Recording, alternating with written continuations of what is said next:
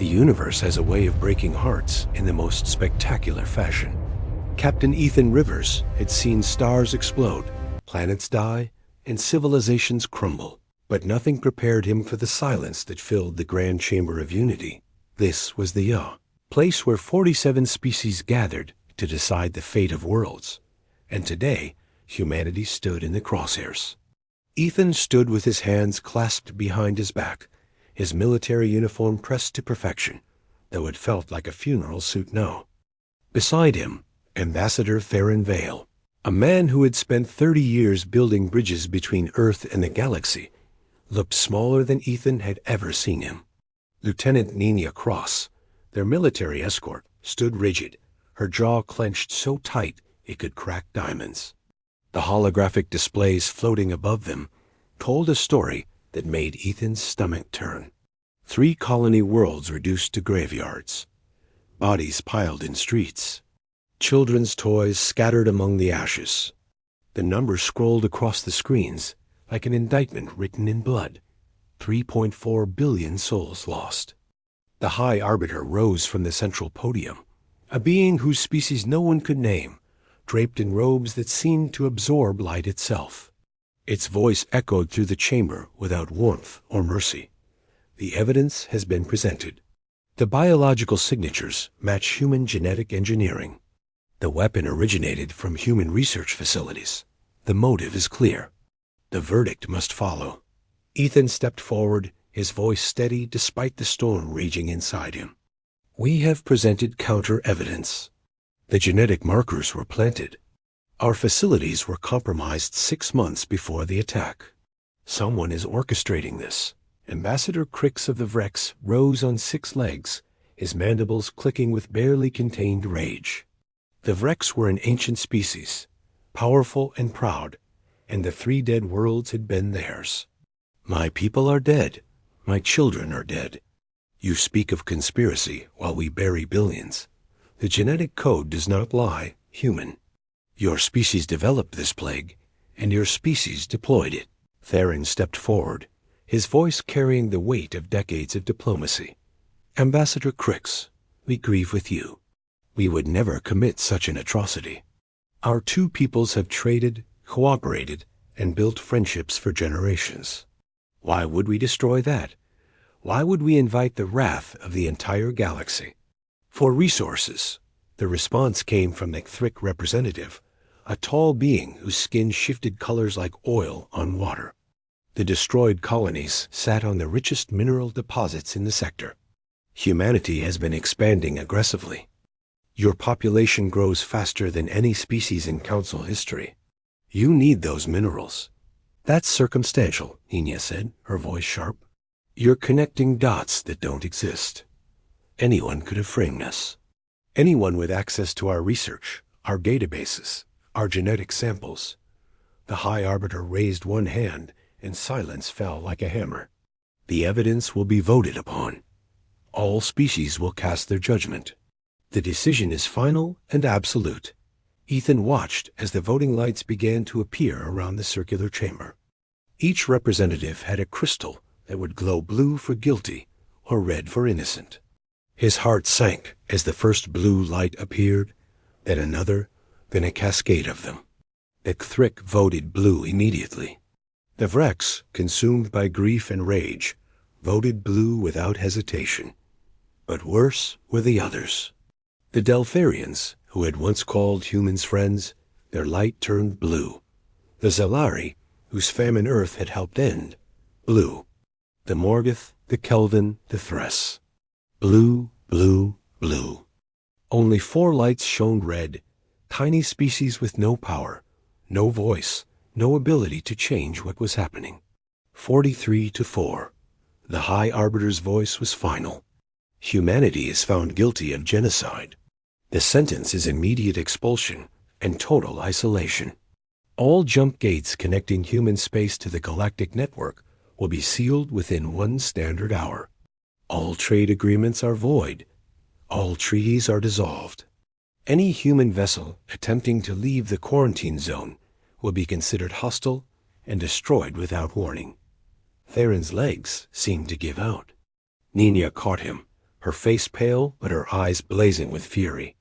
Ethan felt the words rising in his throat before he could stop them. "You're making a mistake? When you discover the truth, when you realize someone manipulated you into removing humanity from the galactic stage, it will be too late. Ask yourselves this. Who benefits from our removal? Who rises when we fall?" The High Arbiter gestured and security forces appeared. They were Kryn, massive beings bred for combat, each one capable of tearing a human apart with bare hands. "The session is concluded. Escort the humans to their vessel." As the Kryn surrounded them, Ethan took one last look around the chamber.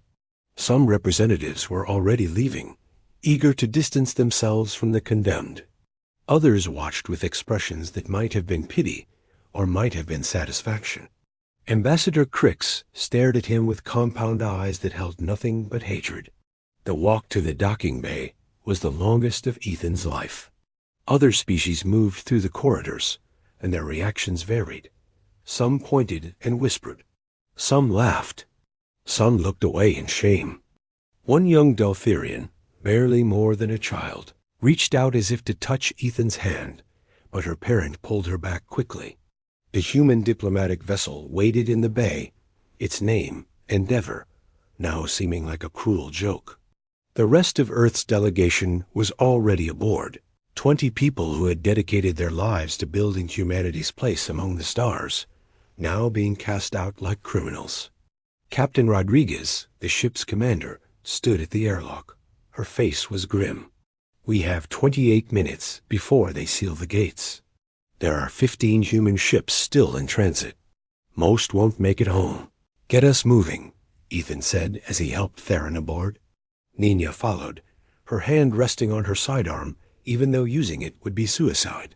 The ship launched, and Ethan strapped himself into a seat near the viewport.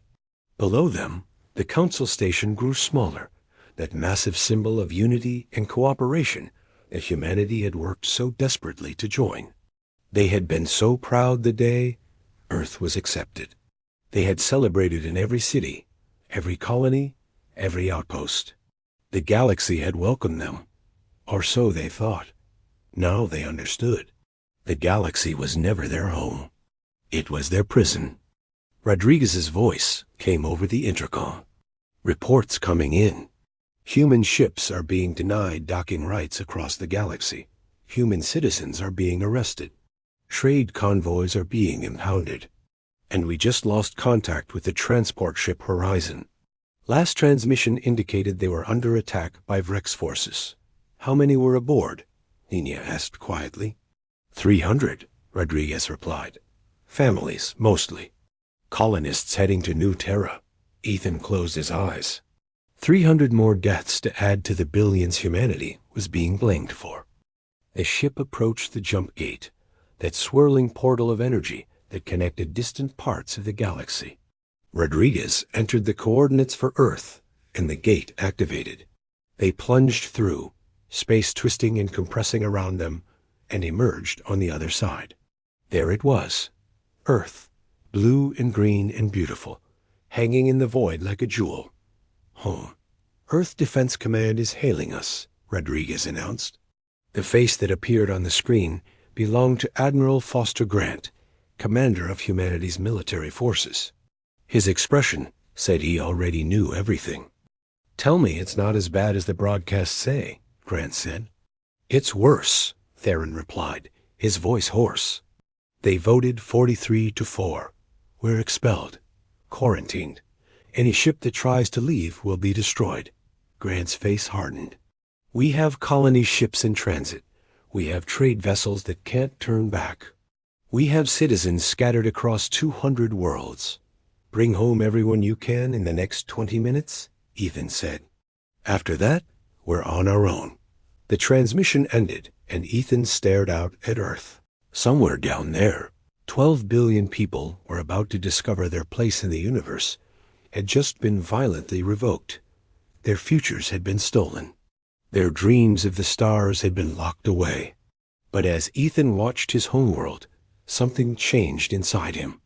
The despair began to harden into something else, something colder, Something dangerous.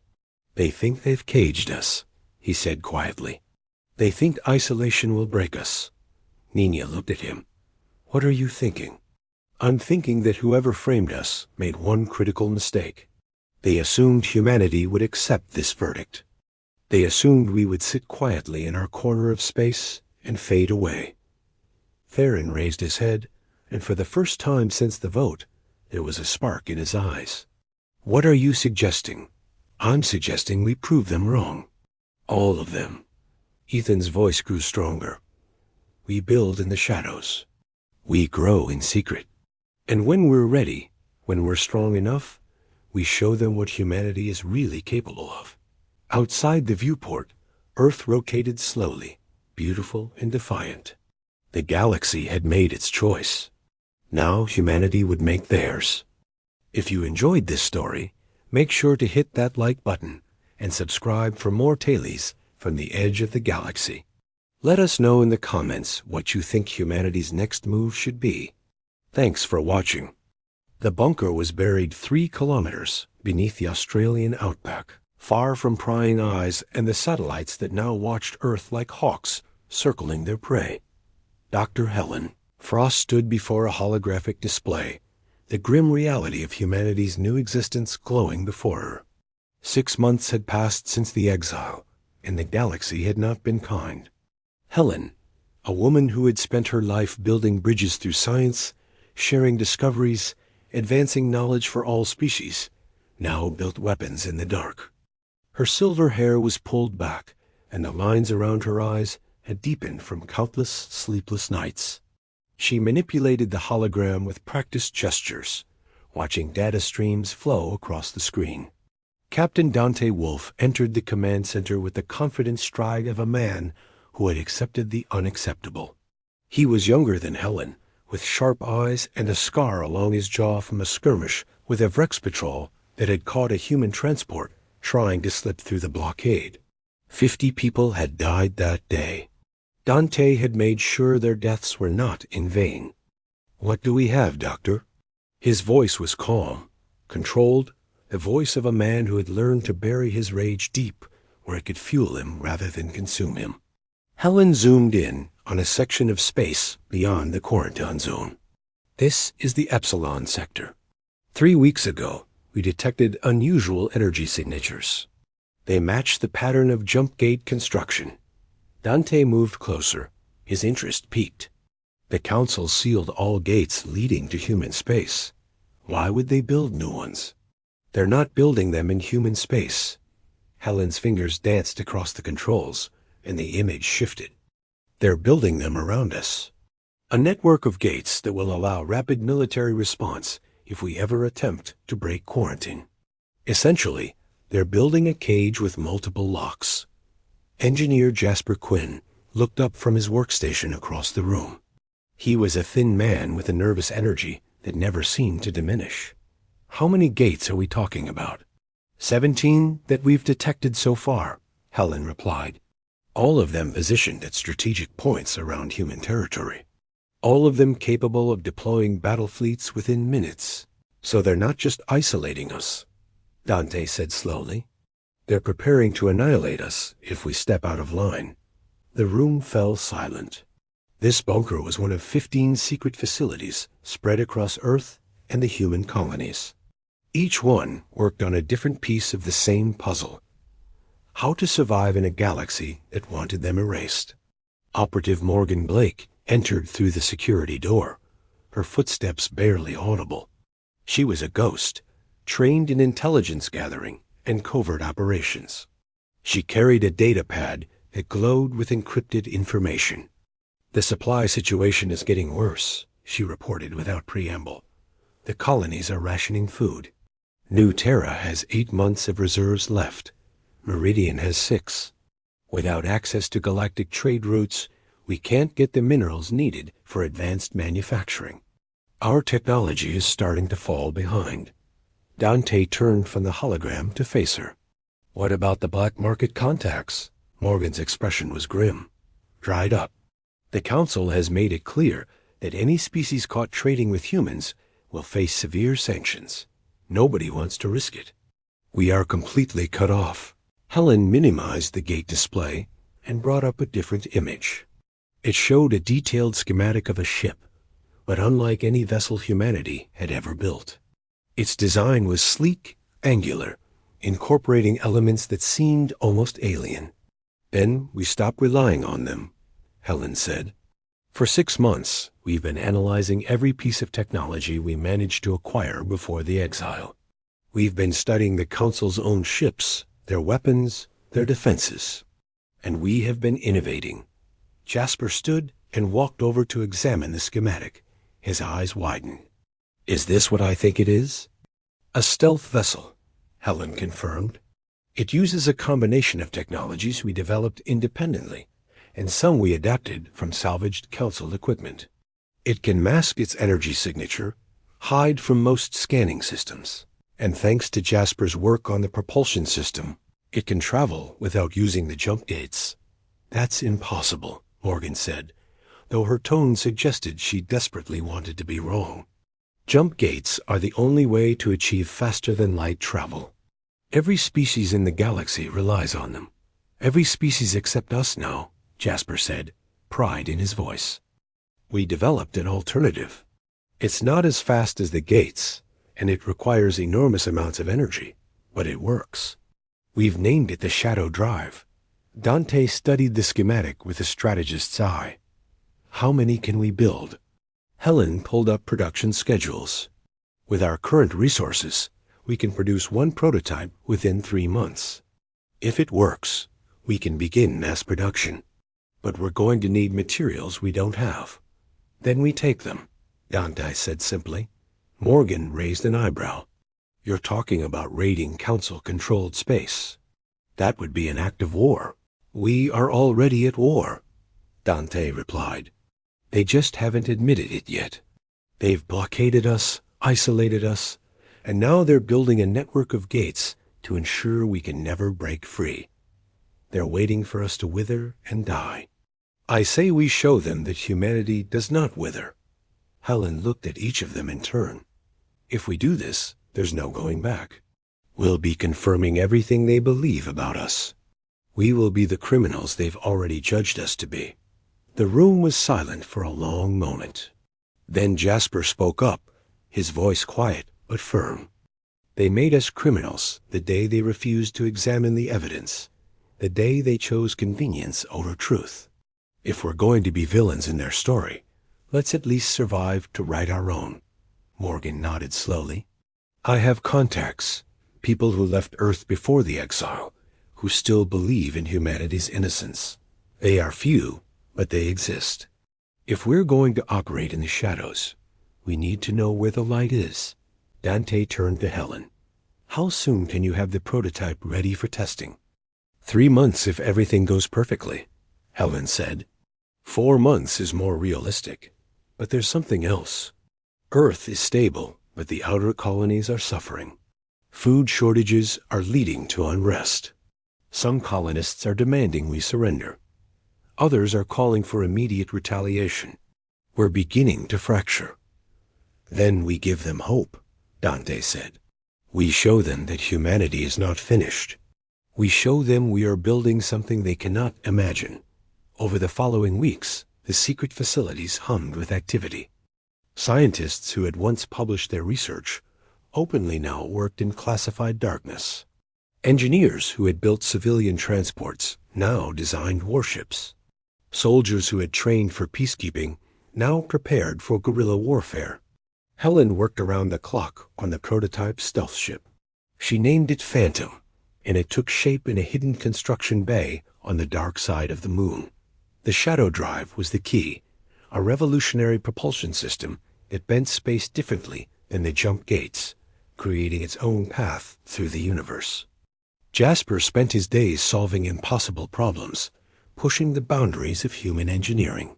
There were failures, explosions, moments when the entire project seemed doomed.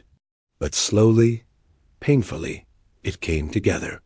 Morgan built her network of spies, making contact with sympathetic aliens who risked everything to pass information to humanity. She learned the schedules of Council patrol ships, the locations of supply depots, the weaknesses in their defensive perimeter. Dante prepared his forces. He selected the best pilots and the most skilled soldiers, training them in tactics the Council had never seen, strategies born from desperation and innovation. 4 months after the project began, Phantom was ready for its first test flight. Helen stood in the control room, her hands trembling slightly as she initiated the pre-launch sequence. Dante was aboard the ship with a skeleton crew, ready to take it into the black. "All systems green," Jasper reported. "Shadow drive is online." Helen took a deep breath. "Phantom, you are cleared for departure. Show us what you can do." The ship lifted silently from the lunar base. On the monitors, Helen watched as it moved further from Earth. Then Dante's voice came through. "Engaging shadow drive in 3, 2, 1. The ship vanished from conventional sensors. For a moment, Helen's heart stopped. Then new readings came through on their specialized tracking systems. Phantom was moving faster than light, without a jump gate, leaving almost no detectable wake. "It works," Jasper whispered, his voice filled with awe. "By God, it actually works." The ship reappeared 10 million kilometers away, exactly where predicted. Dante's voice came through again, and Helen could hear the smile in it. "Dr. Frost, I think you just changed everything." Helen allowed herself a small smile.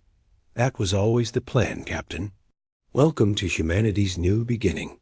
But even as they celebrated, Morgan received a transmission that wiped the joy from the room. She listened to her encrypted earpiece, her face growing pale, then looked up at Helen with haunted eyes. "We have a problem. One of our colony transports was intercepted trying to reach New Terra. The Cthric fleet captured it. 300 civilians aboard." Helen felt her stomach drop. "What do they want?" The transmission came through on the main screen. A Cthric commander appeared, his shifting skin settling into shades of crimson and black. "Humans of Earth, we hold your people. They will stand trial for violating the quarantine. The sentence for such violation is death. You have 48 hours to respond. Choose wisely." The screen went dark. Dante's voice came through from Phantom. "I am coming back. We have a rescue to plan." Helen looked at the data streams, at the prototype ship that represented humanity's hope, at the faces of her colleagues. The galaxy thought it had broken humanity. It thought isolation would be the end. They were about to learn how wrong they were. Thanks for watching, and be sure to subscribe for more. The war room felt different now, charged with an energy that had been missing for months. General Rebecca Stone stood at the head of the table, her presence commanding attention without effort. She was a woman forged in fire, with steel-gray eyes that had seen too much death and a spine that refused to bend under the weight of it all. Around her sat the architects of humanity's defiance, each one carrying the burden of billions who looked to them for salvation. 48 hours. It felt like both an eternity and a heartbeat. 300 civilians were held hostage by the Cthric fleet, their lives hanging in the balance while the galaxy watched, waiting to see if humanity would crawl back, begging for mercy. Rebecca had no intention of begging anyone for anything, ever again. Pilot Jackson Reed leaned forward in his chair, his young face hardened by the past months of running blockades and dodging patrol ships. He had lost his sister in the initial exile, caught on a passenger liner that the Vrex had destroyed without warning. The pain of that loss lived in his eyes, but now so did something else. Purpose. "The Cthric battle group is holding position near the Titan Nebula," Jackson said, manipulating the holographic display to show the tactical situation. 3 cruisers, 2 destroyers, and our transport ship locked in their tractor beam. Standard defensive formation. They're confident we can't touch them. Scientist Thomas Cipher adjusted his glasses, his mind already racing through possibilities. Thomas was brilliant in a way that made people uncomfortable, seeing patterns and solutions others missed, pushing technology beyond its intended limits. He had designed weapons that shouldn't exist and adapted alien tech in ways its creators never imagined. Phantom is fast and stealthy, but it's not armed for direct combat, Thomas said thoughtfully. If we go in shooting, we'll lose. The covert shields are among the best in the galaxy. However, shields have to allow communication signals through. If we can exploit that frequency gap, we might be able to insert a virus into their systems. Ambassador Lena Hart, one of the few diplomats who hadn't given up on the idea of allies, spoke up quietly. She was older than the others, her voice carrying the weight of wisdom earned through decades of negotiation. There may be another way. Not all species support what the Council did to us. I've been in secret communication with representatives from the Solian Confederacy. They're a minor power, but they've expressed sympathy for our situation. Sympathy doesn't save lives, Jackson said, his voice hard. We need action, not words. Lena met his gaze without flinching. Words have power, young man. The Solians have ships near the Titan Nebula. If we can convince them to create a distraction, it might give Phantom the opening it needs. Rebecca listened to the debate, weighing options, calculating risks. Every decision she made could mean life or death, not just for the hostages, but for humanity's future. If they failed here, if the galaxy saw them attempt to rescue and get slaughtered, it would break the fragile hope that held the colonies together. We use both approaches, Rebecca said finally. Lena, contact your Solian friends. Tell them we need a distraction in 36 hours. Thomas, prepare your virus. Jackson, you will pilot Phantom. I'll be coming with you. General, that's not advisable, Morgan Blake said from her position near the door. If we lose you, the entire resistance loses its leadership. If we don't save those people, we lose something more important, Rebecca replied. We lose our humanity. We cannot become the monsters they already think we are. We save our people, no matter the cost. The next 36 hours passed in a blur of preparation. Thomas and his team worked tirelessly to develop a computer virus, an elegant and vicious digital weapon that would cascade through covert networks, shutting down shields, weapons, and engines in seconds. The trick was getting it close enough to upload. Jackson ran combat simulations with Phantom, pushing the ship to its limits, learning every capability of its shadow drive. The ship responded like a living thing, agile and fast, designed for exactly this kind of impossible mission. Lena worked her diplomatic channels, reaching out to contacts she had cultivated over years of careful relationship building. The Solians were hesitant, afraid of Council retaliation, but she found the right pressure points. She reminded them of the times humanity had helped them, of the ideals they claimed to hold dear, of the fact that injustice anywhere was injustice everywhere. Finally, they agreed. Rebecca spent the time preparing herself mentally.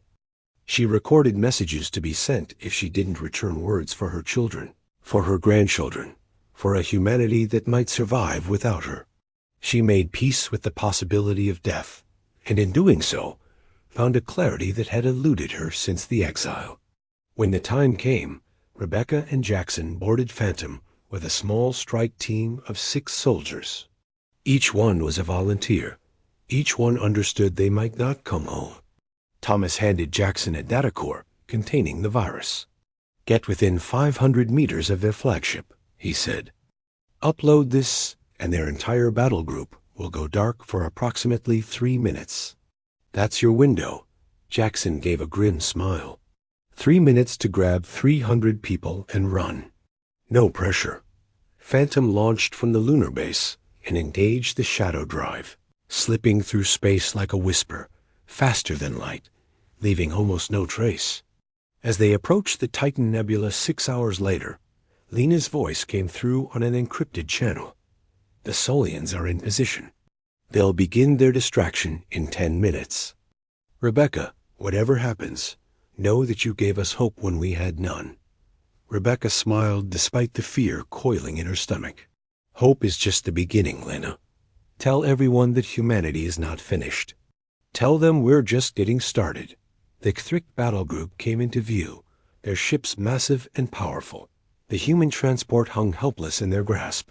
Then, the Solian ships appeared.